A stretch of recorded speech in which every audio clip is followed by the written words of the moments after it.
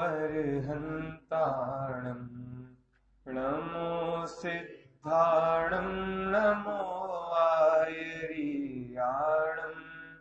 नमो वज्झायाणं नमो लोये सव्यसाहूणं परमागमस्य जीवं निषिद्धजात्यन्धसिन्धुर्विधानम् सकलनयविलसितानां विरोधमथनं नमाम्यनेकान्तम् मङ्गलं भगवान् वीरो मङ्गलं गौतमो गणी मङ्गलं जैन धर्मोऽस्तु मङ्गलम् सर्वमङ्गल माङ्गल्यं सर्वकल्याणकारकं प्रधानं सर्वधर्माणां जैनं जयतु शासनं जैनं जयतु शासनम्। सर्वप्रथम तो पुरुषार्थ सिद्धि उपाय का हमने मंगलाचरण किया, जिसमें अनेकांत और स्यादवाद को नमस्कार किया गया है। और अनेकांत की क्या विशेषता बताई है कि जो मिथ्यात्व रूपी अंधकार को नाश करता है वो अनेकांत है। उसके लिए बहुत सारा उदाहरण आता है। एक उदाहरण जो सबसे फेमस है उससे समझते हैं अनेकांत क्या है। एक हाथी है। हाथी को 6-7 प्रकार के अंधे व्यक्ति समझते हैं वो कैसा है। तो कोई उसका पैर पकड़ के बोलता है खंबे जैसा है, कोई उसको पीठ को टच करता है और बोलता है दीवाल जैसा है, कान को टच करता है बोलता है सूपे जैसा है, और एक उसकी पूंछ को टच करके बोलता है झाड़ू जैसा है। हाँ, लेकिन देखिए हाथी तो इन सबके समुदाय रूप है, लेकिन फिर भी वो सभी किसी अपेक्षा से कथन कर रहे हैं। ऐसे ही अनेकांत तो अनंत धर्मात्मक वस्तु में विद्यमान है, लेकिन स्यादवाद किसी न किसी अपेक्षा से उसे कथन करता है। जैसे हम नित्य भी हैं, अनित्य भी हैं, एक भी हैं, अनेक भी हैं, लेकिन स्यादवाद बतलाता है कि हम कब एक हैं, कब अनेक हैं, कब नित्य हैं, कब अनित्य हैं। ये स्यादवाद की पद्धति है। तो कल हमारी चर्चा रहस्यपूर्ण चिट्ठी पर चल रही थी, जिसमें सबसे पहले हमने देखा था कि पंडित जी ने शुरुआत कैसे की, प्रस्तावना कैसे की, कौन कौन से विशेषण दिए और कहाँ से चिट्ठी आई थी, कैसे कैसे प्रश्न होंगे, उसका कैसे कैसे उत्तर देना है। उसके बाद एक लाइन में उन्होंने प्रस्तावना बताई थी कि इस चिट्ठी में किसके संबंध में बात होने वाली है। क्या कहा था? सौनभव दशा में प्रत्यक्ष परोक्षादिक प्रश्नों के उत्तर, मतलब सौनभव दशा की बात होने वाली है। सौनभव दशा मतलब सम्यक दर्शन की बात होने वाली है। फिर वो प्रत्यक्ष है या परोक्ष है, इसके संबंध में विचार करने वाले हैं। तो जो हम पढ़ रहे थे वहीं से कंटिन्यू करते हैं, अधिक भूमिका न बनाते हुए। पहले जो रहस्यपूर्ण चिट्ठी का पहला पेज है उसका लास्ट सेकंड पैराग्राफ।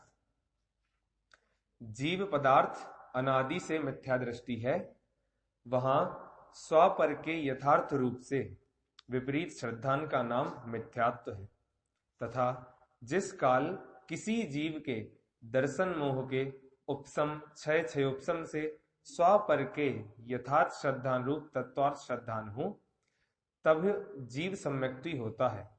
इसलिए स्वपर के श्रद्धान में शुद्धात्म श्रद्धान रूप निश्चय सम्यक्त्व गर्भित है।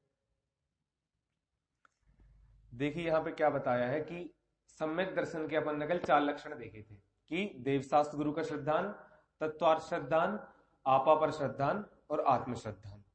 तो यदि इस पैराग्राफ के अनुसार देखें तो पंडित जी बता रहे हैं कि आत्म श्रद्धान ही निश्चय सम्यक्त्व है, और उसके लिए जो आपा पर का श्रद्धान होता है, तत्वों का श्रद्धान होता है और देव शास्त्र गुरु का श्रद्धान होता है, ये 3 श्रद्धान होते हैं।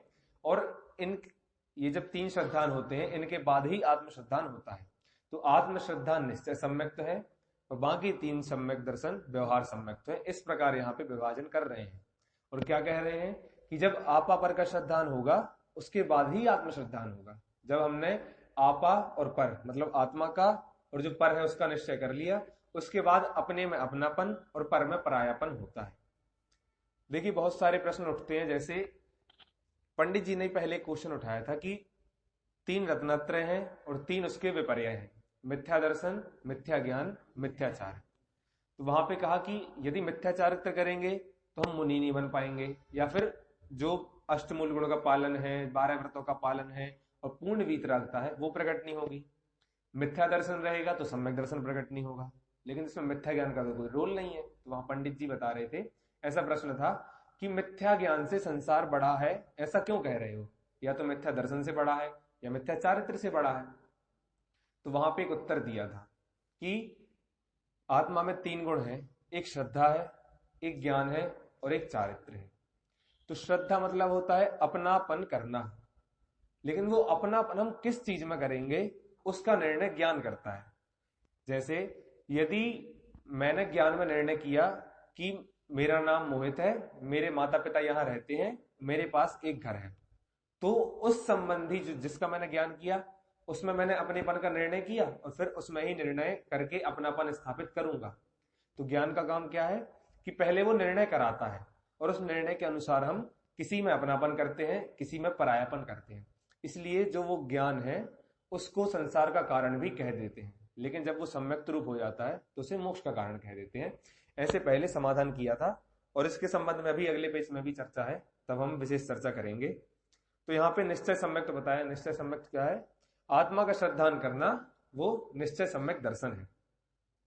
इसके आगे, तथा यदि स्वपर का श्रद्धान नहीं है और जिन मत में कहे जो देव गुरु धर्म उन्हीं को मानता है व सप्त तत्वों को मानता है, अन्य मत में कहे देवादिक व तत्वादिक को नहीं मानता है, तो इस प्रकार केवल व्यवहार सम्यक्त से सम्यक्ति नाम नहीं पाता। इसलिए स्वपर भेद विज्ञान सहित जो तत्वार्थ श्रद्धान हो उसको सम्यक्त जानना। यहां पे उन्होंने बताया कि व्यवहार सम्यक्त की वास्तविकता क्या है। देखिए, पंडित जी ने तो 4 लक्षण बताए हैं जो आगम में बताए गए हैं, लेकिन ऐसी बहुत भ्रांतियां चलती है कि कोई बोलता है कि हमें देवशास्त्र गुरु वाला सम्यक दर्शन है, कोई बोलता है हमें आत्मश्रद्धान वाला सम्यक दर्शन है, कोई बोलता है तत्वार्थ वाला सम्यक दर्शन है और कोई बोलता है भेद विज्ञान वाला सम्यक दर्शन है। देखिए, सम्यक दर्शन तो एक है, लेकिन वो 2 प्रकार से प्रकट होता है। कौन कौन से 2 प्रकार है? एक निसर्गज है, एक अधिगमज है। तो ये तो प्रकट होने के प्रकार हुए, सम्यक दर्शन के तो प्रकार नहीं हुए। इसके अलावा जो उपसम, क्षयोपसम और क्षय, ऐसे औपसमिक, क्षयोपसमिक और क्षायिक, जो 3 भेद सम्यक दर्शन के हैं वो तो कर्मों की अपेक्षा से हैं। तो जो 4 लक्षण हैं, ये 4 लक्षण तो प्रत्येक सम्यक दर्शन में पाए जाते हैं। और यदि और ये सम्यक दर्शन के साथ जो 4 गुण प्रकट होते हैं, प्रसम, संवेग, आस्तिक्य, अनुकंपा, ये भी सभी में पाए जाते हैं। तो इसलिए ऐसा भेद करना कि किसी को देवशास्त्र गुरु वाला सम्यक दर्शन है, किसी को तत्वार्थ वाला है, किसी को आत्मश्रद्धान वाला है, ये मिथ्या कल्पना है, सम्यक कल्पना नहीं है। और यहाँ पे पंडित जी यही कह रहे हैं कि व्यवहार सम्यक क्या है कि यदि आपा पर का श्रद्धान है, तत्वों का श्रद्धान है और उसके बाद जो आत्मश्रद्धान होगा उसी का नाम व्यवहार सम्यक दर्शन है। आप सभी ने यदि नए चक्र का अध्ययन किया हो तो वहां पे निश्चय और व्यवहार, पहला अध्याय है वो निश्चय व्यवहार का है, दादा ने जो नए चक्र लिखा है। तो उस निश्चय व्यवहार में सबसे ज्यादा बार दादा ने एक बात कही है कि व्यवहार कब होता है? निश्चय पूर्वक व्यवहार होता है, व्यवहार कोई अलग से चीज नहीं है। इसके लिए हम समझ सकते हैं, जैसे देखिए, व्यवहार पहले हो बाद में निश्चय हो, ऐसा नहीं होता है। पहले निश्चय है फिर व्यवहार है। जैसे आत्मा तो एक है, शुद्ध है, निरंजन है, ये हुआ निश्चय का कथन। लेकिन जब वो अपनी आत्मा में लीन नहीं रहता है तब उसको बाहर में शरीर आदिक मिलते हैं और उस शरीर आदिक को व्यवहार से आत्मा का कहा जाता है। और जैसे आपने सुना होगा कि 2 प्रकार के संबंध हैं, निश्चय व्यवहार में और व्यवहार निश्चय में। एक प्रतिपाद्य प्रतिपादक है और एक निषेध निषेधक है। जैसे अब कोई ऐसे बहुत सारे प्रश्न होते हैं ना कि यदि शरीर को अपना कहा तो शरीर को अपना कहा क्यों? यदि शरीर को अपना नहीं कहते तो हम शरीर को अपना मानते नहीं। जनवाणी में लिखा है कि शरीर अपना है, और यदि शरीर अपना नहीं कहते तो हम शरीर को अपना मानते नहीं। शरीर को अपना नहीं मानते तो हम कब के मोक्ष चले जाते? ऐसे प्रश्न बहुत होते हैं। लेकिन वहां पर कहा कि भैया, जब तक आपको, जिसने आप स्वाध्याय नहीं किया हो, जिसको कुछ समझ में नहीं आता हो, तो उसको पहले बताएंगे तुम्हारा शरीर है और तुम, इस शरीर का सदुपयोग क्या है कि यदि आप दर्शन करते हो तो आंखों का सदुपयोग है, अभिषेक करते हो, प्रक्षाल करते हो तो हाथ पैर का सदुपयोग है, मंदिर जाते हो, स्वाध्याय करते हो तो ये आपके मस्तिष्क आदि का सदुपयोग है। तो ये आपका शरीर है और आपको इस प्रकार उसका इस्तेमाल करना चाहिए। और ये जो शरीर है इसके अंदर एक आत्मा रहती है। तो अब जो आत्मा को नहीं जानता है, जिसने आज तक धर्म नहीं पढ़ा है, तो उसको तो ऐसे ही समझाएंगे। तो इसलिए व्यवहार का उपदेश भी आवश्यक है, लेकिन व्यवहार ही सब कुछ है ऐसा नहीं है। जब हमने निश्चय समझ लिया, व्यवहार समझ लिया, उसके बाद हमें व्यवहार को छोड़ना चाहिए। समयसार जी का आप सभी ने स्वाध्याय किया होगा, 8वीं गाथा है कि अनार्य भाषा के बिना अनार्य व्यक्ति को नहीं समझा सकते, उसी प्रकार व्यवहार के बिना निश्चय को नहीं समझा सकते। तो वहां टीका की सबसे लास्ट पंक्ति में लिखा है व्यवहार नए ना अनुसर्तव्य, मतलब व्यवहार नए अनुसरण करने योग्य नहीं है। समझने के लिए तो सही है, लेकिन अनुसरण नहीं कर सकते। क्यों? यदि हम व्यवहार में फंसे रहे तो जिस प्रकार अभी हमारा संसार है वैसा अनंत काल तक संसार रहेगा। इसलिए व्यवहार नए सिर्फ समझाने के लिए है, अनुसरण करने के लिए नहीं है, क्योंकि वास्तविकता तो निश्चय नए में ख्याल में आती है। अब देखिए, हम जो भेद करते हैं कि व्यवहार नए अयथार्थ है और निश्चय नए यथार्थ है, तो इससे बहुत सारे जीवों को क्या लगता है कि व्यवहार नए गलत है और निश्चय नए सही है। लेकिन बात तो ऐसी भी नहीं है। वास्तव बात क्या है कि व्यवहार नए उपचार है और निश्चय नए सत्यार्थता है, वास्तविकता है। संजीव जी भाई साहब एक उदाहरण देते थे कि यदि व्यवहार नए गलत होता, यदि व्यवहार नए झूठ होता तो उससे झूठ बोलने का पाप लगता, लेकिन व्यवहार नए का कथन करने पे झूठ बोलने का पाप तो लगता नहीं है। तो इसलिए व्यवहार नए झूठा तो नहीं है। निश्चय नए की अपेक्षा तो झूठा है, लेकिन अपने आप में तो सच्चा है। इसलिए व्यवहार नए अपनी जगह ठीक है और निश्चय नए अपनी जगह ठीक है। तो यहाँ पे पंडित जी वही बता रहे हैं कि निश्चय सम्यक तो सहज जो सम्यक दर्शन हो वो व्यवहार सम्यक दर्शन है। हमें यदि देवशास्त्र गुरु की पूजा करते हैं, हर दिन तत्वों का श्रद्धान करते हैं, स्वाध्याय आदि करते हैं, तो वो व्यवहार सम्यक दर्शन यदि हम उसे कहें उपचार से तो ठीक है, लेकिन यदि निश्चय सम्यक दर्शन है तब जाके उसे व्यवहार सम्यक दर्शन नाम मिलता है। ये तो सम्यक दर्शन के दो भेद हुए, एक निश्चय एक व्यवहार। लेकिन यदि हम और गहराई से समझें तो लब्धियां कितनी होती हैं? 5। क्षयोपम, विशुद्धि, देशना, प्रायोग और करण। देखिए, इसमें हम निश्चय और व्यवहार का भेद करते हैं। करण लब्धि है आत्मानुभव रूप, इसलिए वो हो गई निश्चय सम्यक दर्शन का कारण, और निश्चय सम्यक दर्शन भी वैसा ही होता है। व्यवहार सम्यक दर्शन क्या है? करण लब्धि के बाद जो सम्यक दर्शन हुआ उसके साथ जो देवशास्त्र गुरु का श्रद्धान हो रहा है, स्वाध्याय आदि हो रहे हैं, स्वपर का भेद विज्ञान हो रहा है, वो हुआ निश्चय सहित व्यवहार सम्यक दर्शन। और एक और व्यवहार होता है जिसे हम उपचार का उपचार कहते हैं, व्यवहार का व्यवहार कहते हैं। वो तीसरा व्यवहार कौन सा है? वो है क्षयोपम, विशुद्धि और देशना लब्धि वाला। जैसे अभी हमारे पास 3 लब्धियां तो है। क्षयोपम लब्धि है क्योंकि हम संगी पंचेंद्रिय जीव हैं, हमारे पास सम्यक दर्शन प्रकट करने की योग्यता है, तो ये क्षयोपम लब्धि तो हो गई। विशुद्धि लब्धि, हमारे परिणाम इतने विशुद्ध हैं कि हम हर दिन मंदिर आते हैं, पूजन करते हैं, स्वाध्याय आदि करते हैं, और संसार हमारा कैसे कटे, हम कैसे मोक्ष जाएं, इसका प्रयास करते हैं, तो ये तो हुई विशुद्धि लब्धि। तीसरी है देशना लब्धि। तो देशना लब्धि के लिए हम स्वाध्याय भी करते हैं, प्रवचन भी सुनते हैं, प्रवचन तो डेली सुनते ही हैं। तो इस प्रकार 3 लब्धियां तो हैं।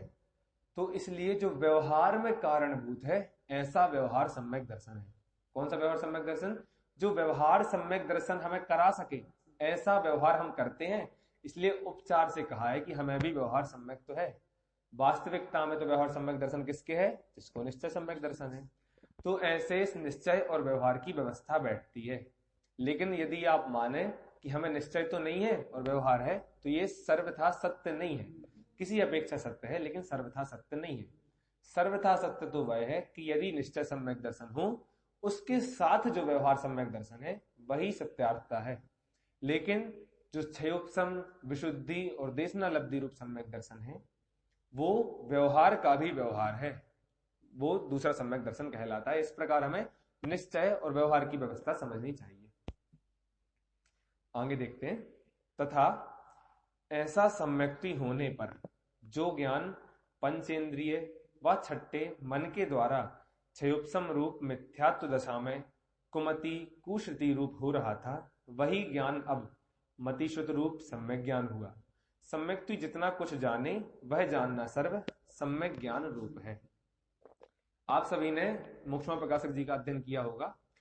चौथे अधिकार में जहां सम्यक ज्ञान का स्वरूप या मिथ्या ज्ञान का स्वरूप लिखा है, वहां पे एक प्रश्न उठाया है या फिर एक वाक्य बताया जो भी कहे, वहां पे लिखा है कि यदि सम्यक दृष्टि रस्सी को सर्प जाने तो भी सम्यक ज्ञान है, और मिथ्या दृष्टि रस्सी को रस्सी जाने तो भी मिथ्या ज्ञान।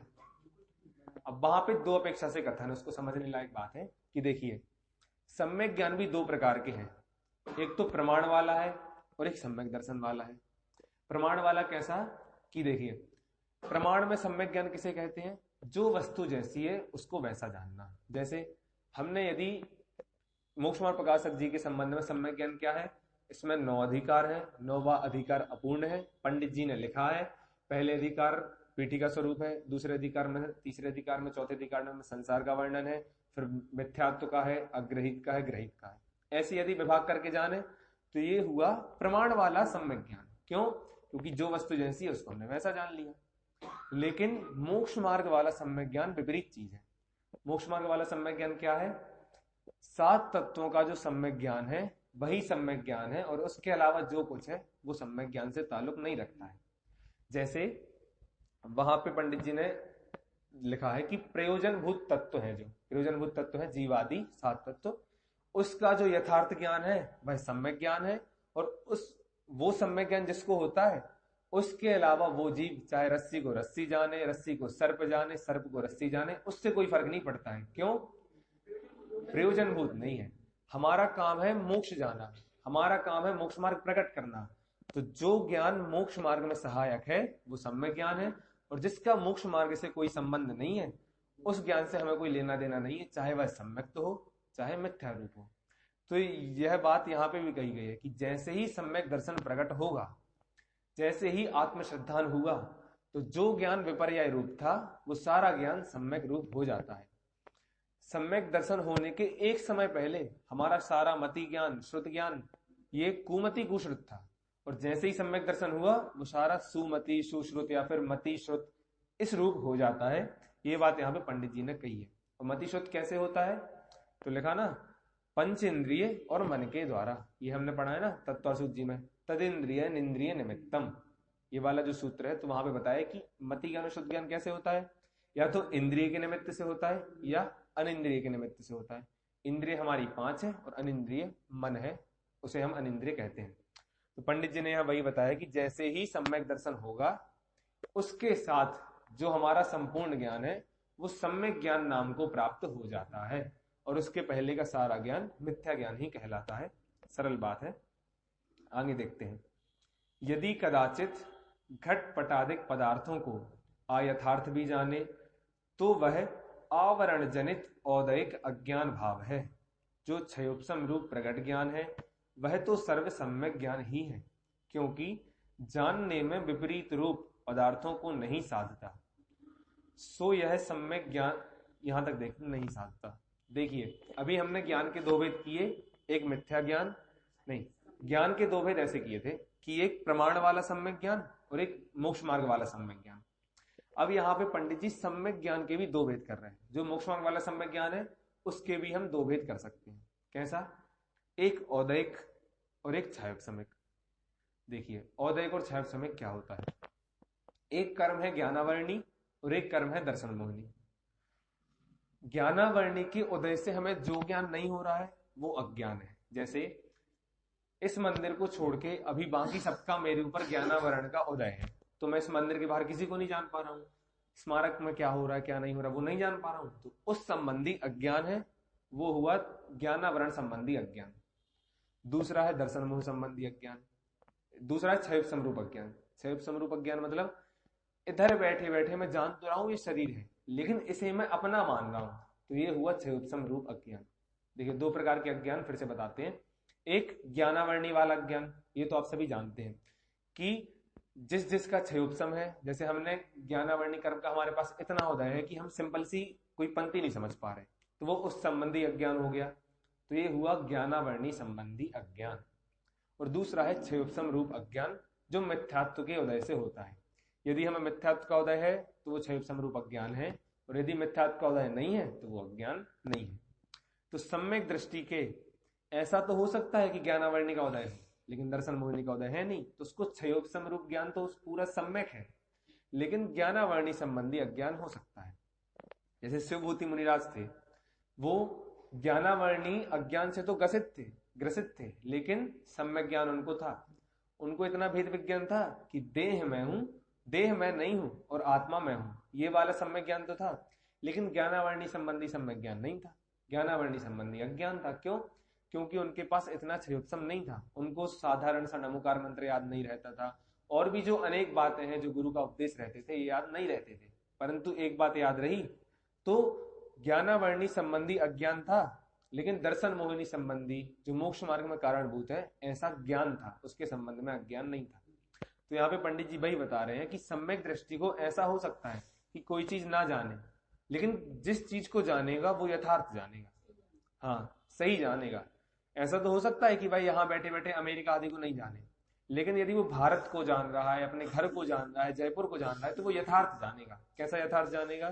कि उसमें भेद विज्ञान कारण करेगा। जैसे त्रेन चादिक है, अब त्रेंच में भी सम्यक दृष्टि होते हैं, लेकिन ऐसा जरूरी तो नहीं है कि उनको सब कुछ ज्ञान हो, लेकिन उनको जितना ज्ञान होता है, अब उनको तो सात तत्व के नाम भी नहीं पता है। सात तत्व के नाम तो हमने पढ़े हैं, जब ग्रंथों में लिख दिया आचार्य ने। जैसे जब ग्रंथ नहीं लिखे थे, षटखंडागम नहीं लिखा था, उसके पहले तो सात तत्व के नाम कहीं लिखे नहीं थे, सब मौखिक ही चलता था। लेकिन जैसे ही षटखंडागम आदि ग्रंथ लिखे, वहां पे सात तत्वों के नाम लिखे, उसके बाद ही तो हम जान पाए सात तत्व कौन से हैं। लेकिन त्रेन चादिक को तो उनके नाम नहीं पता, उनकी तो भाषा ही अलग है। हमारी भाषा शब्द रूप है, लेकिन उनकी जो शब्द है वो अलग है, वो उनके अनुसार है। तो देखिए त्रेन चादिक को भी सम्यक दर्शन है, लेकिन वो नाम नहीं जान रहे हैं। तो नाम जानना या नहीं जानना ये ज्ञानावर्णी से संबंधित है, लेकिन जो श्रद्धान है वो सम्यक ज्ञान से संबंधित है। जैसे त्रेन चादिक को पता है कि हमारे लिए बंध का कारण क्या है, संसार। त्रियंच तुच्छ बुद्धि जो होते हैं त्रियंच, उनको ये तो पता है कि हमारे लिए यदि हम शरीर को अपना मानेंगे तो हमें बंध होगा, लेकिन वो ये नहीं जानते कि शरीर और बंध ये किसी चीज के नाम है। लेकिन वो ऐसा जानते हैं कि यदि मैं इस चीज को अपना मानूंगा तो मैं दुखी हो रहा हूं, इसलिए मुझे इसको अपना नहीं मानना है। इस प्रकार का भेद विज्ञान होता है। तो यहाँ पे उसी ज्ञान अज्ञान की बात है कि देखिए एक क्षयोपसम रूप है और एक अज्ञान रूप है। आशा है आप सभी को समझ में आ रहा होगा कि एक क्षयोपसम रूप है और एक अज्ञान रूप है। तो सम्यक दृष्टि को ऐसा तो हो सकता है कि किसी चीज को ना जाने, लेकिन जिस चीज को जानता है उसको सम्यक रूप से जानता है। ये बात यहाँ पे पंडित जी ने की है। अब वो सम्यक ज्ञान कैसा है उसकी बात यहाँ पे करते हैं। सो यह सम्यक ज्ञान केवल ज्ञान का अंश है। जैसे थोड़ा सा मेघपटल विलय होने पर कुछ प्रकाश प्रकट होता है, वह सर्व प्रकाश का अंश है। तो सम्यक ज्ञान कैसा है? केवल ज्ञान का अंश है। जैसा गुरुदेव श्री कहते थे कि ये जो सम्यक ज्ञान है वो आगे जाके केवल ज्ञान में कन्वर्ट हो जाता है, वो सम्यक ज्ञान बड़ा होते होते केवल ज्ञान रूप प्रकट हो जाता है। वही यहाँ पंडित जी कह रहे हैं कि सम्यक ज्ञान है वो केवल ज्ञान का अंश है।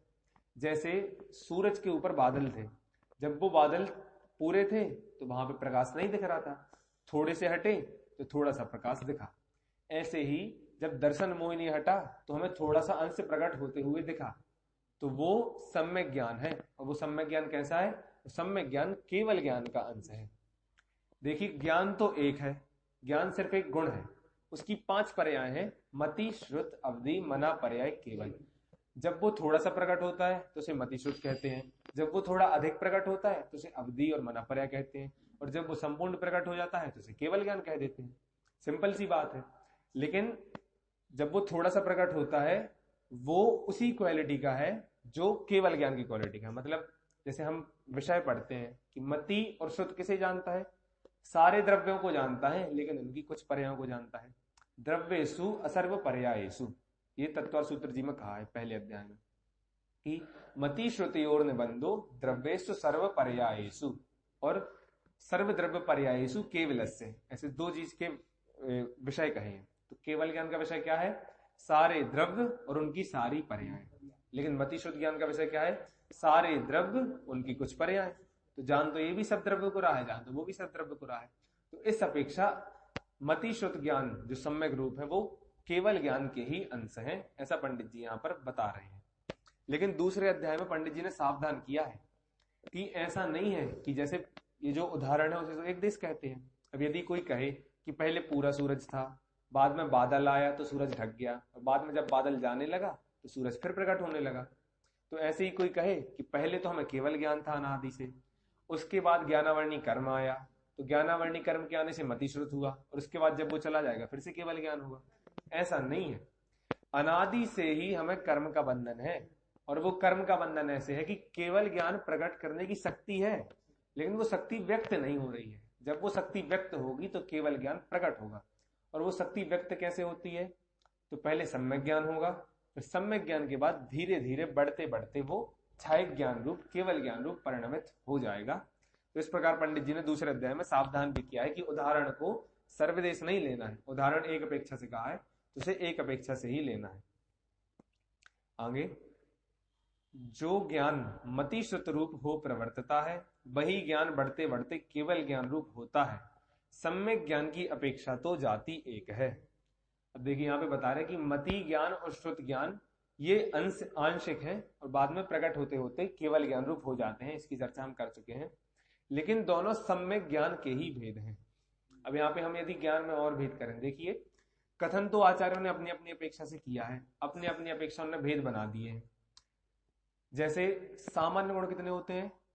सामान्य गुण 6 होते हैं, अस्तित्व अस्तित्व आदि, लेकिन आलाप पद्धति में सामान्य गुण 10 लिखे हैं। तो वो अपनी अपनी अपेक्षा से है कि जैसे अपन ने लघु जन सिद्धांत प्रवेशिका में या फिर अन्य जगह पढ़े हैं कि सामान्य गुण 6 हैं, लेकिन आचार्य को लगा कि 4 सामान्य गुण और हो सकते हैं तो उन्होंने और लिख दिए। तो बंधन तो जैन धर्म में कुछ है नहीं कि वस्तु का स्वरूप जैसा है वैसा है, उसे आप कथन करने के कितने भी भेद बना सकते हो। तो ऐसे ही ज्ञान 1 भी है, 2 भी है, 4 भी है, 5 भी है, 8 भी है। और 2 कैसे हैं? तो 2 अनेक प्रकार से हैं, जैसे अज्ञान रूप है, क्षयोपशम रूप है, सम्यक ज्ञान है, मिथ्या ज्ञान है। तो ऐसे अनेक प्रकार से भेद बना सकते हैं। तो यहाँ भी वही बता रहे हैं कि ज्ञान में जो केवल ज्ञान है और मति ज्ञान और श्रुत ज्ञान है वो आंशिक रूप और पूर्णता रूप, ऐसे 2 रूप हैं, लेकिन सम्यक ज्ञान की अपेक्षा एक है। जैसे मति ज्ञान और श्रुत ज्ञान ये भी सम्यक ज्ञान रूप है और केवल ज्ञान है ये भी सम्यक ज्ञान रूप है। तो इस प्रकार सम्यक ज्ञान की अपेक्षा मति ज्ञान और केवल ज्ञान एक से हैं, लेकिन जानने की अपेक्षा अंतर है। केवल ज्ञान सबको जानता है और मति ज्ञान और शुद्ध ज्ञान कुछ कुछ पदार्थों को, उनकी कुछ कुछ पर्यायों को ऐसे जानते हैं। तथा इस सम्यक्त्व के परिणाम साविकल्प तथा निर्विकल्प रूप होकर 2 प्रकार प्रवर्तते हैं। वहां जो परिणाम विषय कषाय आदि रूप व पूजा दान शास्त्राभ्यास आदि रूप प्रवर्तता है उसे साविकल्प रूप जानना। यहां तक तो पंडित जी ने अपनी प्रस्तावना बनाई कि किस प्रकार से सम्यक दर्शन होता है, कौन सा सम्यक ज्ञान होता है, फिर साविकल्प और निर्विकल्प क्या है। तो देखिए साविकल्प और निर्विकल्प की बात यहाँ आई है। इसे यदि हम थोड़ा सा समझ लेंगे तो हमें आगे पूरी चिट्ठी पढ़ने में सहायता होगी, आसानी होगी। साविकल्प 2 प्रकार के हैं। एक राग द्वेष होता है उसे भी साविकल्प कहते हैं, और एक जो इच्छाएं होती हैं उसे भी साविकल्प कहते हैं। जैसे हमने किसी पदार्थ को जाना, उसके संबंध में मोह हो रहा है, राग हो रहा है, द्वेष हो रहा है, तो ये भी विकल्प है। और जैसे आपने सुना होगा शुक्ल ध्यान होता है, शुक्ल ध्यान में मुनिराज बैठे हैं तो उनको क्या है कि उनको पदार्थ का परिणमन होता रहता है। ये कठिन हो जाएगा, दूसरा समझते हैं। जैसे एक है कि राग द्वेष वाला विकल्प है, जैसे हमें किसी संबंध में राग द्वेष हो रहा है तो वो विकल्प हो गया। दूसरा विकल्प क्या है कि आपने उपयोग पढ़े हैं, एक दर्शनोपयोग और एक ज्ञानोपयोग। तो ज्ञान दर्शनोपयोग किसे कहते हैं? निर्विकल्प को दर्शन उपयोग कहते हैं और साविकल्प को ज्ञान उपयोग कहते हैं। तो देखिए साविकल्प 2 हुए, एक ज्ञान को साविकल्प कह दिया और एक राग को साविकल्प कह दिया। फिर से जैसे हम अभी साविकल्प दशा में हैं। कैसी साविकल्प दशा में? कि हम जिस पदार्थ को जानते हैं, जिसको देखते हैं, उसमें राग द्वेष कर लेते हैं, तो राग द्वेष को भी विकल्प कहते हैं। एक तो ये विकल्प हुआ राग द्वेष वाला विकल्प। दूसरा विकल्प कौन सा है कि ज्ञान वाला विकल्प है कि हमें ऐसा इच्छा हो रही कि मैं इसको भी जानूं, उसको भी जानूं, मैं पूरे ग्रंथ पढ़ लूं, ग्रंथ के संबंध में जितना भी ज्ञान होता है उसे अर्जित कर लूं, फोन में जितने भी ज्ञान होते हैं वो अर्जित कर लूं। तो ये जो ज्ञान संबंधी विकल्प है, एक तो वो विकल्प है, और दूसरा विकल्प क्या है जो राग द्वेष रूप है। तो अब देखिए जब हमें या फिर सम्यक दृष्टि को आत्मानुभव होता है, आत्मानुभव जब किसी जीव को हुआ, या वो श्रेणी चढ़ रहा हो या सामायिक कर रहा हो, उस समय वो कैसा निर्विकल्प होता है? तो उस समय ज्ञान तो उसका बंद हुआ नहीं, ज्ञान तो हमारा हमेशा चलता है, तो ज्ञान संबंधी विकल्प तो नहीं जाता है, लेकिन राग द्वेष संबंधी विकल्प चला जाता है, इसलिए उसे निर्विकल्प कहते हैं। जैसे 12वें गुण स्थान में जो जीव है वहां पे तो पूर्ण वीतरागी हो गए, 12वां गुण स्थान होता है, वहां पे राग नहीं है, द्वेष नहीं है, मोह नहीं है, तो ये तीनों चीज नहीं है। तो इसलिए कहा कि 12वें गुण स्थान में जो जीव रहेगा वो निर्विकल्प रहेगा। कहा कि 12वें गुण स्थान के सभी जीव निर्विकल्प होते हैं, लेकिन उनको भी मतिश्रुत ज्ञान है, अवधि ज्ञान है, मनपर्य ज्ञान है, केवल ज्ञान तो उनको भी नहीं है। तो ज्ञान संबंधी विकल्प तो होते हैं कि उनको भी नए नए पदार्थ जानने में आ रहे हैं, अलग अलग पदार्थ जानने में आ रहे हैं, तो ज्ञान संबंधी विकल्प तो होंगे, लेकिन राग द्वेष नहीं होगा, इसलिए उनको निर्विकल्प कहा। तो जो सम्यक दृष्टि को निर्विकल्प कहते हैं वो राग द्वेष की अपेक्षा कहते हैं कि जैसे सम्यक दर्शन होता है, आप सभी ने सुना होगा कि दर्शन मोहिनी और अनंतानुबंधी, ये दो चीज नहीं होती हैं तो सम्यक दर्शन हो जाता है। तो जो अनंतानुबंधी संबंधी राग द्वेष गया तो उसके संबंध में निर्विकल्प हो गया, तो इसलिए सम्यक दृष्टि को निर्विकल्प कहते हैं। लेकिन ज्ञान संबंधी विकल्प तो है ही, ज्ञान तो उसको मतिश्रुत है। अब जैसे भरत चक्रवर्ती थे, उनको भी तो जानने की इच्छा थी कि भैया 6 खंड ये हैं, हमें कैसे जाना है, कौन सा रास्ता है, विजयार्थ पर्वत पे कैसे जाएंगे, विजयार्थ पर्वत की गुफा कैसे खुलेगी। ज्ञान संबंधी विकल्प तो था, लेकिन राग द्वेष नहीं था, राग द्वेष अनंतानुबंधी वाला राग द्वेष नहीं था, तो उसके संबंध में निर्विकल्प थे। तो साविकल्प और निर्विकल्प के दो प्रकार हैं, एक साविकल्प है राग द्वेष वाला और एक साविकल्प है ज्ञान वाला।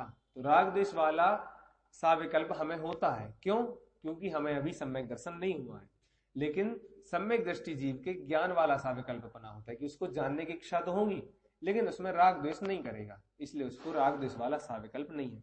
समझ में तो आ रहा है कि दो प्रकार के साविकल्प कहे। तो पंडित जी ने यहां वही बताया है कि देखिए, जो परिणाम विषय कषाय आदि रूप व पूजा दान शास्त्राभ्यास रूप प्रवर्तता है उसे साविकल्प जानना। तो यहाँ राग द्वेष वाले साविकल्प की बात है। देखिए, यदि विषय रूप प्रवर्तेगा तो उसको राग होगा, कषाय रूप प्रवर्तेगा तो द्वेष होगा, फिर पूजा दान शास्त्राभ्यास, इसके रूप प्रवर्तने में राग द्वेष दोनों हो सकते हैं। अब जिसको शास्त्राभ्यास में रुचि है उसको राग है, जिसको रुचि नहीं है उसको द्वेष है। तो यहाँ पे पंडित जी कौन सा साविकल्प खड़ा करना चाहते हैं? जो राग द्वेष वाला साविकल्प है। फिर से आपको बताए, विकल्प दो प्रकार के, एक राग द्वेष वाला और एक जो सामान्य ज्ञान वाला है वो विकल्प। तो देखिए, राग द्वेष वाले विकल्प हैं वो सम्यक दृष्टि को नहीं होते हैं, इसलिए सम्यक दृष्टि को निर्विकल्प कहा। लेकिन ज्ञान वाले विकल्प सम्यक दृष्टि को होते हैं। इस प्रकार यहाँ पे विकल्प, निर्विकल्प और साविकल्प, इन तीनों की चर्चा पंडित जी ने की है। समझ में तो आ रहा है ना आप सभी को कि साविकल्प और निर्विकल्प क्या है? आगे अब यहाँ से जो चिट्ठी का मेन भाग है वो शुरू होता है कि जो मुल्तान वालों ने प्रश्न भेजे थे, तो वो एक एक प्रश्न पंडित जी लेते हैं, तर्क, युक्ति और उदाहरण से उसका निराकरण करते हैं। सर्वप्रथम प्रश्न आया है कि शुभाशुभ रूप परिणमित होते हुए सम्यक्त्व का अस्तित्व कैसे पाया जाए। क्वेश्चन क्या है कि आप कह रहे हो सम्यक दृष्टि निर्विकल्प है, या फिर सम्यक दर्शन वाला कोई जीव है, अब वो शुभ रूप भी प्रवर्तता है, अशुभ रूप भी प्रवर्तता है। भरत चक्रवर्ती सम्यक दृष्टि थे, कभी वो युद्ध करने जा रहे हैं, कभी वो समोसरण में जा रहे हैं, कभी आदिनाथ भगवान की दिव्य ध्वनि सुन रहे हैं, कभी अपने भाई बाहुबली से लड़ रहे हैं। तो यदि वो ऐसे अलग अलग कार्य कर रहे हैं तो उनको सम्यक दर्शन कैसे हो सकता है? अब सम्यक दृष्टि, हम भी ऐसा मानते हैं ना कि सम्यक दर्शन की इतनी हाइप हो गई है कि यदि कोई सम्यक दृष्टि होगा तो वो सबसे अलग दिखेगा। जैसे लोग ऐसा मानने लगे कि यदि किसी को सम्यक दर्शन होगा तो आसपास किरणें निकलने लगेगी, सूरज जैसा चमकेगा। ऐसा थोड़ी होता है। हाँ, सम्यक दृष्टि तो अपने ही जैसे होते हैं। अब वो सम्यक दर्शन है, वो तो आत्मा का गुण है, अब बाहर में कैसे भी हो सकता है। यदि सम्यक दृष्टि के पास आजीविका का साधन नहीं हो तो वो भी मजदूरी करेगा, जो अन्य प्रकार के कार्य हैं दूसरे कार्यों में प्रवर्तेगा। और यदि वो राजा है तो राजा होकर सम्यक दृष्टि भी युद्ध करने जाएगा। अब बहुत सारे जीव तो ऐसे होते हैं कि जैसे मधु राजा, आपने सुने हो नाम, तो मधु राजा तो युद्ध लड़ रहे थे, सम्यक दृष्टि जीव थे, वहां पे वैराग हुआ तो युद्ध लड़ते लड़ते वहां चले गए, मुनि बन गए। तो ऐसे बहुत प्रकार की चीजें होती हैं कि एक तो श्रद्धा है और एक चारित्र है। दो चीजें हैं, श्रद्धा है और चारित्र है। श्रद्धा अलग गुण है, चारित्र अलग गुण है। श्रद्धा से तो सम्यक दर्शन निर्मल है, सम्यक दृष्टि श्रद्धा में तो पक्का है, लेकिन चारित्र उसका उस प्रकार का नहीं है। तो चारित्र के लिए वो कभी हमें युद्ध लड़ता दिख सकता है, कभी विवाह आदि करता दिख सकता है। जम्बू स्वामी सम्यक दृष्टि थे, फिर भी उन्होंने 4 विवाह कर लिए। अब यदि कोई जीवन को बाहर से देखेगा, चारित्र से देखे, आचरण से देखे, तो बोल देगा कि सम्यक दृष्टि नहीं है। क्यों? अब जो आदमी 4 शादियां कर रहा है, एक शादी छोड़ो 4 शादी कर रहे हैं, अब वो 4 शादी हम कितना अनैतिक मानते हैं कि 4 शादी कर रहे हैं, तो सम्यक दर्शन कैसे हो सकता है? लेकिन सम्यक दर्शन अलग चीज है और चारित्र में देखना अलग चीज है, 2 प्रकार की चीज है। तो सम्यक दर्शन श्रद्धानुरूप है। सम्यक दृष्टि जीव भी बाहर में कहता है कि शरीर मेरा है, पत्नी मेरे हैं, घर बार मेरा है, लेकिन मानता नहीं है। हाँ, श्रद्धान में नहीं होता है। जानना अलग चीज है, मानना अलग चीज है। तो मानता वो अब देखिए, ऐसे बोलते हैं ना कि राग द्वेष की सम्यक दृष्टि को ऐसा राग द्वेष होता है कि अब उसको विषय कसाय में नहीं परिवर्तना है, लेकिन फिर भी इस ऐसी उसकी अस्थिरता है, ऐसी परिणामों की शिथिलता होती है कि उसको राग द्वेष करने पड़ते हैं, उसको युद्ध आदि में जाना पड़ता है। अब यदि भरत चक्रवर्ती युद्ध में नहीं जाते तो फिर हो सकता कोई उन पर आक्रमण कर देता या कुछ और हो जाता। अब उनके वो तो पुण्य का उदय था, उनको चक्र रत्न प्रकट हुआ, जिसको चक्र रत्न प्रकट होगा वो युद्ध करने जाएगा, ये तो नियम है, सीधा सा नियम है।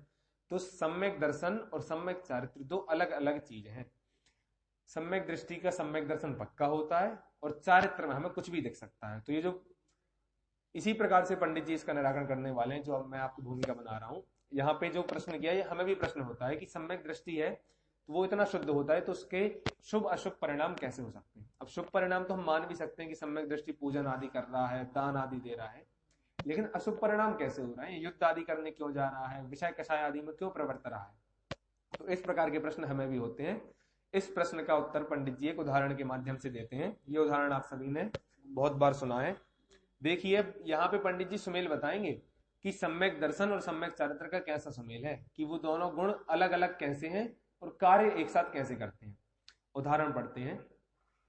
जैसे कोई गुमास्ता सेठ के कार्य में प्रवर्तता है, उस कार्य को अपना भी मानता है, कहता है हर्ष विषाद को भी प्राप्त होता है, उस कार्य में प्रवर्तते हुए अपनी और सेठ की जुदाई का विचार नहीं करता, परंतु अंतरंग श्रद्धान ऐसा है कि यह मेरा कार्य नहीं है, ऐसा कार्य करता गुमास्ता साहूकार है। और यदि वह सेठ के धन को चुराकर अपना माने तो गुमास्ता चोर होए। उदाहरण बहुत सरल है, बहुत उदाहरण है। दादा इसे समझाते हैं, बहुत अनेक प्रकार से समझाते हैं। जैसे गुमास्ता है तो गुमास्ता क्या होता है, बहुत सारे बोलते हैं गुमास्ता साहूकार ही है, लेकिन दादा बोलते हैं गुमास्ता अलग है, साहूकार अलग है। तो ऐसे वो हाँ मुनीम वगैरह होते हैं। हाँ, तो जैसे गुमास्ता है वो सेठ के सारे कार्य देख रहा है, वो सारा हिसाब देखता है, सब कुछ देखता है। तो यहाँ पे वही बताया है कि सेठ के कार्य में प्रवृत्ता है, और यदि कोई जीव आएगा, यदि उससे कोई पैसे लेने आया, उधार लेने आया, तो वो ऐसे बोलेगा जैसे उसका ही सब कुछ हो, लेकिन उसका सब कुछ नहीं होता है। वो तो सेठ के यहाँ कार्य कर रहा है, तो है तो सब कुछ सेठ का, लेकिन बाहर से हमें कैसा दिखता है कि गुमास्ता ऐसी प्रवृत्ति करेगा जैसे सबसे ज्यादा चाहत या फिर सबसे ज्यादा सेठ के प्रति राग उसको ही हो, उसके अलावा सेठ का कोई भला नहीं चाहता हो, ऐसे प्रवर्तन करेगा। लेकिन फिर भी अंतरंग में श्रद्धान कैसा है कि यदि जैसे लॉस होगा तो गुमास्ते की सैलरी में से तो कटेगा नहीं, गुमास्ते को तो जितना मिलना है उतना मिलेगा, जो भी लॉस होगा वो सेठ को झेलना पड़ेगा। तो उसको अंतरंग में श्रद्धान है कि जितना भी मैं कार्य कर रहा हूँ वो बाहर से कर रहा हूँ, लेकिन ये सारा जो धन आदि है, जितना भी व्यापार आदि है, वो सब सेठ का है, मेरा नहीं है। तो ऐसे ही सम्यक दृष्टि का जीवन होता है कि वो शुभाशुभ परिणाम रूप प्रवर्तता है, घर बार आदि के कार्य करता है, लेकिन फिर भी अंदर में अपने आप को ऐसा जानता है कि भैया ये कार्य मेरे नहीं है, भूमि के अनुसार ये कार्य मुझे करने पड़ रहे हैं। यदि मेरी भूमिका नहीं होती तो मैं नहीं करता, मुनिराज होता तो मुझे सारे कार्य नहीं करने पड़ते। तो उदाहरण बहुत सरल दिया कि गुमास्ता है, वो सेठ के सारे कार्य करता है, लेकिन अंदर में ऐसा श्रद्धान होता है कि ये कार्य सेठ के ही हैं, मेरे कार्य नहीं है। इसको सिद्धांत पर घटाते हैं। उसी प्रकार कर्मोदय जनित शुभाशुभ रूप कार्य को करता हुआ तद्रूप परिणमित हो, तथापि अंतरंग में ऐसा श्रद्धान है कि यह कार्य मेरा नहीं है। यदि शरीर आश्रित व्रत संयम को भी अपना माने तो मिथ्या दृष्टि हो, सो ऐसे साविकल्प परिणाम होते हैं। अब यहाँ पे वही बात कही कि सम्यक दृष्टि तो नहीं चाहता मैं ऐसे कार्य करूं, लेकिन कर्मोदय की ऐसी विचित्रता है कि उसको वो कार्य करने पड़ रहे हैं। अब यदि भरत चक्रवर्ती सम्यक दृष्टि थे, वो तो शांति से बैठे थे, वो तो मुनिराज के ऋषभदेव के पास जाते थे, उनके दर्शन करते थे, मंदिर आदि जाते थे, कार्य करते थे।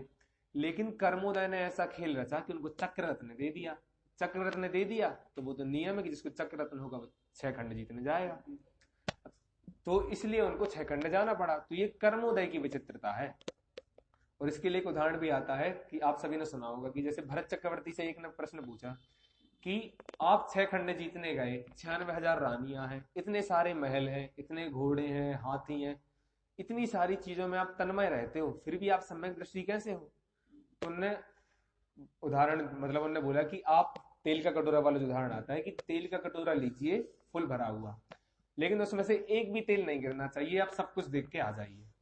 तो वो जाता है, उसके पीछे एक शर्त रहती है कि आपके पीछे एक सैनिक रहेगा तलवार लिए हुए, यदि एक बूंद भी तेल गिरा तो फिर आपकी मृत्यु हो जाएगी, आपको मृत्यु दंड दिया जाएगा। तो अब जब वो जीव वहां पे तेल का कटोरा लेके जाता है और पूरा महल घूम के आता है, तो फिर चक्रवर्ती पूछते हैं बताओ भैया तुमने क्या देखा? तो बोलता है मैंने कुछ नहीं देखा, क्योंकि मेरा ध्यान तो तेल के कटोरे पर था। हाँ, तो ऐसी बात है। तो वहां क्या बोलते चक्रवर्ती, ऐसे ही सम्यक दृष्टि की प्रवृत्ति होती है। हाँ, श्रद्धांत तो अंदर में रहता है, लेकिन चारित्र की ऐसी कमजोरी है कि बाहर रूप प्रवर्तता है। अब सब जीवों को तो ऐसा दिख रहा था कि वो तेल का कटोरा वाला जो जीव है वो सब कुछ देखने गया है, लेकिन अंतरंग में उसको कैसा भय था कि यदि तेल के कटोरे से एक बूंद गिरी तो मैं गया। इस प्रकार का उसको श्रद्धांत था, इसलिए वो घूमता हुआ भी कुछ नहीं देख रहा था। तो हमारे साथ भी ऐसा होता है कि यदि हम कुछ चीज विचारते हैं तो सामने कुछ हो जाए या कुछ ना हो, उसमें पता नहीं पड़ता है, आंखें खुली हो तो भी कोई, हाँ, हम ऐसे यदि कुछ सोच रहे हो और यहाँ पे प्रवचन चल रहे हो तो पता नहीं चलता कि भैया क्या बोल गए क्या बोल गए, ऐसा समझ में नहीं आता। तो ऐसी सम्यक दृष्टि है कि उसकी श्रद्धान अंदर में तो पक्का है, लेकिन बाहर में कर्मोदय जनित जो शिथिलता होती है या फिर जो उसको कार्य करने पड़ते हैं वो सारे कार्य उसको करने ही होते हैं। अब जैसे ये तो सम्यक दर्शन की बात हुई, जो 63 सलाह का महापुरुष होते हैं उनके पद की भी ऐसी विचित्रता है, जैसे नारायण प्रति नारायण।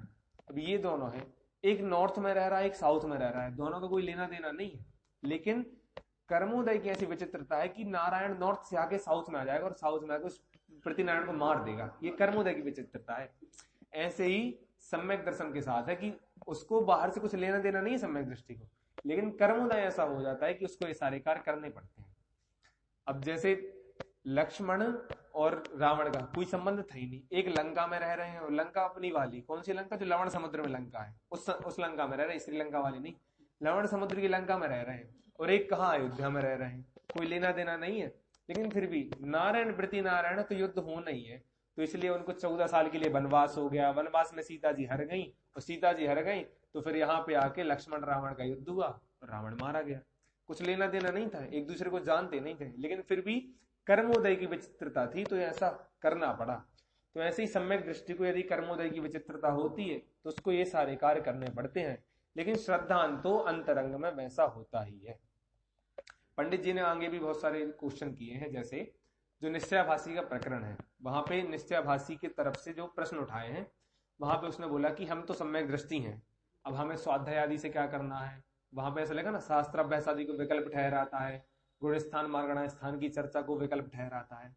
तो वहां पंडित जी ने एक सिद्धांत कहा है कि सम्यक दर्शन यदि हो गया है तो उसके बाद सम्यक दृष्टि का सिर्फ एक काम है कि वो अपने उपयोग को विषय कसाय में ना जाने दे, शुभ रूप परिणाम करे। जैसे हम मुनिराज के संबंध में जब बात करते हैं कि मुनिराज ग्रंथ क्यों लिखते हैं, ग्रंथ वो तब लिखते हैं जब वो आत्मानुभव नहीं कर पाते हैं। यदि वो शुद्धोपयोग की भूमिका में है तो उनको तो लिखना नहीं है, और यदि शुभोपयोग की भूमिका में आते हैं तो ग्रंथ लिखते हैं, आहार विहार आदि करते हैं, लेकिन कषाय रूप तो प्रवर्तते नहीं है, विषय आदि रूप प्रवर्तते नहीं है, कुछ जो अनाचार लगते हैं उनको वो कार्य तो करते नहीं है, लेकिन जो शुभ रूप कार्य है उन्हीं का उनका उद्यम रहता है कि या तो वो शुभ में जाएंगे या तो शुद्धोपयोग में जाएंगे। तो ऐसे ही सम्यक दृष्टि का जीवन है कि वो यदि विषय कसाय रूप प्रवर्तने लगेगा या फिर गलत कार्यों में जाएगा तो उसके सम्यक दर्शन भ्रष्ट होने के चांसेस हैं। इसलिए सम्यक दर्शन हो गया और उसके बाद यदि आत्मानुभव नहीं हो रहा है रेगुलर, तो फिर वो क्या करेगा? वो स्वाध्याय करेगा, देवशास्त्र गुरु की पूजा करेगा, इन सब कार्यों में प्रवृत्ता है। तो ये क्या है कि अपने उपयोग को बिजी रखता है। कैसा बिजी रखता है? कि वो अन्य कार्यों में ना प्रवृत्ति। यदि अन्य कार्यों में उपयोग जाएगा तो वो सम्यक दर्शन से हट सकता है, सम्यक दर्शन उसका छूट सकता है। तो इस प्रकार पंडित जी ने यहां बात कही कि सम्यक दर्शन किस प्रकार से सम्यक दृष्टि का कायम रह सकता है, जैसे गुमास्ता और सेठ का उदाहरण दिया। आगे देखते हैं। अब देखिए, साविकल्प, पहले कोई जीव साविकल्प होता है, फिर उसके बाद निर्विकल्प होता है। जैसे हम मानते हैं ना कि पहले भेद है फिर अभेद है, भेदों को एक रूप कर दिया तो वो अभेद हो गया। ऐसे ही साविकल्प के विकल्प को हटा दिया तो निर्विकल्प हो गया। तो अब साविकल्प से निर्विकल्प दिशा की ओर कैसे जाते हैं, उसके संबंध में पंडित जी हमें एक प्रोसेस बता रहे हैं कि यदि हमें निर्विकल्प होना है तो हम कैसे होंगे। पंडित जी इसके लिए प्रोसेस बता रहे हैं कि पहले आप क्या करेंगे फिर उसके बाद क्या करेंगे। जैसे जब श्रद्धान की बात आई 9वें अध्याय में, कल भी आपको बात बताई थी कि वहां पे पंडित जी ने क्रम दिया है कि पहले देवसास गुरु का श्रद्धान करना, जिसको बुद्धिपूर्वक श्रद्धान करना है। अब सम्यक दर्शन तो किसी को भी हो सकता है, जिसको तत्व आते हो, देवसास गुरु आते हो, नहीं आते हो, सम्यक दर्शन तो किसी को भी हो सकता है। लेकिन यदि आपको सम्यक दर्शन करने का प्रयास करना है तो उसके लिए ये स्टेप फॉलो कीजिए। कौन कौन से? पहले देवसास गुरु का श्रद्धान कीजिए, उनने जो तत्व बताए हैं उन तत्वों का श्रद्धान कीजिए, फिर आपापर का कीजिए और फिर आत्म श्रद्धान कीजिए। जब ये चारों स्टेप आप करेंगे तो आपको सम्यक दर्शन हो जाएगा। तो ऐसे ही यहाँ बता रहे कि यदि आपको निर्विकल्प होना है तो आपको किस किस चीज का ध्यान रखना पड़ेगा। सबसे पहले बताया सम्यक्ति कदाचित स्वरूप ध्यान करने को उद्यमी होता है, वहां प्रथम भेद विज्ञान स्वपर का करे, नौ कर्म द्रव्य कर्म भाव कर्म रहित चैतन्य चमत्कार मात्र अपना स्वरूप जाने। तो यहाँ पे दो चीज कही कि या तो भेद विज्ञान करे। भेद विज्ञान मतलब, अब भेद विज्ञान बहुत प्रकार के कि एक तो स्व में और पर द्रव्यों में, मतलब अपने में और घर वालों में कर रहा है तो ये बहुत बड़ा भेद विज्ञान। फिर आत्मा में और शरीर में कर रहा है, और फिर उसके बाद द्रव्य कर्म और भाव कर्म और आत्मा, इन तीनों चीज में भेद विज्ञान कर रहा है। सबसे पहले बाहर से शुरू किया, नए के भेद पढ़े हैं, असद्भूत नए, फिर हाँ उपचरित, फिर ऐसे जब वो उल्टे से शुरू करते हैं मन कि सबसे पहले नए क्या बताता है कि भैया घर मेरा है, फिर क्या बताता है शरीर मेरा है, फिर क्या बता रहा मोह राग द्वेष मेरे हैं, फिर क्या बता रहा है कि मति ज्ञान आदि मेरे हैं, फिर क्या बता रहा है कि मैं एक आत्मा हूं, मुझसे तन्मय ही मोह राग द्वेष हो रहे हैं, फिर क्या बता रहा है कि मैं छायो सम्यक सम्यक दृष्टि हूं, फिर मैं महाव्रत पालन करने वाला हूं, और फिर मेरे में किसी प्रकार के भेद नहीं है, मैं तो अकर्ता हूं, सिद्ध समान हूं। तो ऐसे नए हमें बहुत बाहर से शुरू करते हैं और अंदर में एक आत्मा पे लाके हमें स्थित कर देते हैं। ऐसे ही पंडित जी बता रहे हैं कि पहले बाहर से भेद विज्ञान किया, तब शरीर आदि से भेद विज्ञान हो गया, तो फिर द्रव्य कर्म और भाव कर्म रहित केवल चैतन्य चमत्कार मात्र अपना स्वरूप जानता है।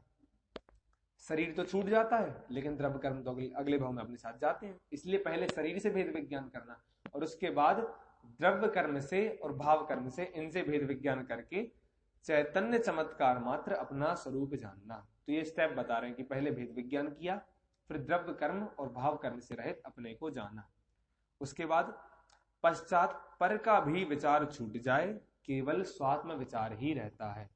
पर का विचार छूट जाए मतलब फिर कोई ऐसा विचार ना रहे कि हमें इससे भेद विज्ञान और करना है। तो इस प्रकार का विकल्प भी जब छूट जाए और सिर्फ अपनी आत्मा का विचार रहता है, फिर वहां अनेक प्रकार निज स्वरूप में अहम बुद्धि करता है। अब अनेक प्रकार कैसे? अनेक प्रकार ऐसे कि कभी स्वाध्याय सुन के करता है, कभी स्वाध्याय करके करता है, कभी सामायिक करके करता है, कभी उपवास आदि करके करता है। तो ऐसे अनेक प्रकार प्रयत्न करके निज स्वरूप में अहम बुद्धि करता है। ये सम्यक दृष्टि की बात हो रही है कि वो साविकल्प में है कि विषय कसाय में प्रवृत्त रहा है। अब निर्विकल्प में कैसे जाएगा? तो पहले भेद विज्ञान करेगा, फिर द्रव्य कर्म नौ कर्म से अपने को अलग जानेगा, फिर बाद में पर का सारा आश्रय छोड़ देगा, आत्मा में रहेगा, फिर क्या करेगा? अनेक प्रकार से अपने में अहम बुद्धि धारण करेगा, और फिर कैसा विचार करेगा? चिदानंद हूं, शुद्ध हूं, सिद्ध हूं इत्यादि विचार होने पर सहज ही आनंद तरंग उठती हैं, रोमांच हो आता है। तत्पश्चात ऐसा विचार तो छूट जाए, केवल चिन्मात्र स्वरूप भासने लगे। अब यहाँ पे और अंदर में चलेगा क्या कि फिर जानेगा मैं चिदानंद हूं, शुद्ध हूं, बुद्ध हूं। पहले तो ये जान रहा है, फिर इसके बाद ये विकल्प भी छूट जाता है कि मैं तो एकमात्र ज्ञायक भाव हूं, ऐसा विचार करता है। फिर ये बोलने की बात नहीं है कि मैं चिदानंद हूं, शुद्ध हूं, हम बोलते तो हैं, अनुभव नहीं करते, लेकिन वो फिर अनुभव करने लगता है। और इस प्रकार से सर्व परिणाम उस रूप में एकाग्र होकर प्रवर्तते हैं। दर्शन ज्ञान आदि का, नए प्रमाण आदि का विचार विलय हो जाता है। कैसा नए प्रमाण का विलय हो जाता है कि अब सम्यक दृष्टि ऐसा नहीं जानता, जब वो निर्विकल्प में जाता है तो ऐसा नहीं होगा कि परम शुद्ध निश्चय नए से तो मैं शुद्ध हूं लेकिन व्यवहार नए से मैं शुद्ध हूं, ऐसा विकल्प नहीं करेगा। वो ना नए को देखेगा ना प्रमाण को देखेगा, वह तो सीधा ऐसा जानेगा कि भैया मैं शुद्ध बुद्ध एक ज्ञायक भाव हूं। ऐसा होते होते सारे विकल्प शमन हो जाएंगे और अंदर में बैठ के आत्मा का ध्यान करेगा। तो इस प्रकार से वो निर्विकल्प होता है। छह डाला में भी हमें बताया ना परमाण नए निक्षेप को ना उद्योत अनुभव में दिखे। इसके जहां ध्यान धाता ध्येय को ना विकल्प अनुभव में दिखे, ऐसे जो 3-4 लाइन वहां कही है कि जहां प्रमाण नए निक्षेप इनका विकल्प नहीं होता है, फिर ध्यान ध्याता ध्येय इनका विकल्प नहीं होता है। पहले तो ऐसे विकल्प होते हैं कि जब हमें निर्विकल्प दिशा में जाना है, कि हम बाहर हैं, हमें निर्विकल्प दिशा में जाना है, तो हम कैसे करते हैं कि भैया हमें ध्यान करना है। तो ध्यान कौन करेगा? तो मैं करूंगा। किसका ध्यान करूंगा? तो आत्मा का ध्यान करूंगा। तो ध्यान का विकल्प है, ध्येय का विकल्प है और ध्याता का विकल्प है। फिर प्रमाण नए निक्षेप इनका विकल्प है। कैसा? कि व्यवहार से तो मेरा शरीर है, निश्चय से शरीर नहीं है, तो मैं परम शुद्ध निश्चय नए का जो विषय है, ऐसे आत्मा का ध्यान करता हूं। ऐसे विकल्प रहते हैं। लेकिन जैसे ही जिस जीव को आत्मानुभूति प्रकट हो जाए, आत्मानुभव हो जाए, तो वहां पे प्रमाण नए निक्षेप इन किसी चीज का विकल्प नहीं रहता है। कर्ता कर्म अधिकार के लास्ट में जो 3 गाथाएं हैं नए पक्षाधिक्रांत की गाथाएं हैं, कि जैसे अपन ने पढ़ा था ना अभी कि व्यवहार निश्चय में संबंध है, निषेध निषेधक भी है, प्रतिपाद्य प्रतिपादक भी है। तो अब निश्चय नए समझने के लिए तो अच्छा है, जैसे व्यवहार नए समझने के लिए अच्छा है। निश्चय नए हमें बताएगा कि हमें किसका ध्यान करना है, हमें किस आत्मा का ध्यान करना है। हमें सिद्धों की आत्मा का ध्यान नहीं करना है, हमें अपनी आत्मा का ध्यान करना है। लेकिन वो आत्मा कैसी है? जैसे सिद्ध है वैसी हमारी आत्मा है।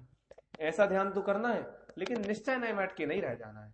हमें निश्चय नए भी क्या बताता है कि भैया यदि तुम आत्मा में जा रहे हो तो मुझे भी छोड़ दो, मेरा विकल्प भी मत करो। ये है पक्षाधिक्रांत। तो यहाँ वही बात कही है कि पहले वो विकल्प पूर्वक, बुद्धि पूर्वक तत्वों का निर्णय करेगा, आपापर का निर्णय करेगा, आत्मा में जाएगा और बाद में वो सारे विकल्प छोड़ देगा। इस प्रकार से सम्यक दृष्टि जीव निर्विकल्प होता है। चैतन्य स्वरूप जो साविकल्प से निश्चय किया था, उस ही में व्याप्त व्यापक रूप होकर इस प्रकार प्रवर्तता है। जहां ध्यान ध्याता ध्येयपना दूर हो गया, सो ऐसी दशा का नाम निर्विकल्प अनुभव है। अब यहाँ पे पंडित जी निर्विकल्प अनुभव बता रहे हैं कि जहां ध्यान का, ध्याता का और ध्येय का विकल्प नहीं रहता है, व्याप्त व्यापक रूप होकर प्रवर्तता है। व्याप्त व्यापक कल समझेंगे, लेकिन यदि शॉर्ट में कहें तो तन्मय होकर प्रवर्तता है कि ये ही मैं हूं, इसके अलावा मैं कुछ नहीं हूं। इस प्रकार सम्यक दृष्टि प्रवर्तता है, वो ही उसका निर्विकल्प अनुभव है। तो आज हमने देखा कि साविकल्प और निर्विकल्प क्या होता है, निश्चय सम्यक दर्शन, व्यवहार सम्यक दर्शन क्या होता है, फिर दर्शन मोहिनी वाला ज्ञान कौन सा है, और जो ज्ञानावर्णी वाला ज्ञान है वो कौन सा है। इस प्रकार हमने ज्ञान के और अज्ञान के ऐसे 2 प्रकार से भेद करके बहुत सुंदर चर्चा की। और इसके आगे जो कल है कि निर्विकल्प और साविकल्प और क्या होते हैं, इसके संबंध में हम और चर्चा कल करेंगे। अभी की बात को यहीं समाप्त करते हैं।